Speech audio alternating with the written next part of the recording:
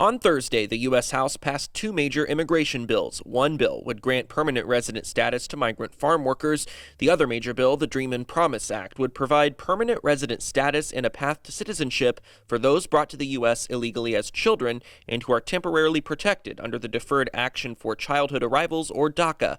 Valley Congressman Jim Costa has been a proponent of this bill with Democratic House leadership. And for them, the only country they've ever known is the United States. It's estimated that between our community colleges in Fresno State and UC Merced, we may have between 4,000 and 5,000 DACA students. A major part of the bill stipulates people must have arrived in the U.S. before age 18 and/or are enrolled in public education and working towards a high school or college diploma.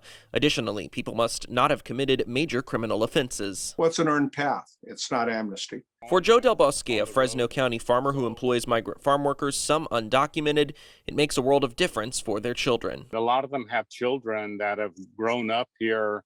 They've gone through the school system, and a lot of them are already in college or getting close to going to college. But congressional Republican leadership say this legislation doesn't do enough. Many Republican House and Senate members feel the growing issue of unaccompanied migrant children on the southern border isn't being adequately addressed by congressional Democrats and President Joe Biden. Here's House Minority Leader Kevin McCarthy on Thursday. You do nothing to address the problem, it ignores the problem, but will actually worsen the situation.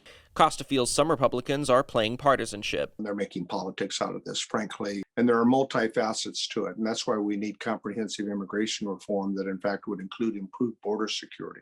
But for Joe Del Bosque, strides made in immigration reform mean his employees can live life with more ease. They go from home to work and back home, and then they kind of just keep to themselves because I think they kind of live in fear for part of their lives. Adrian Thomas, KSEE 24, local news that matters.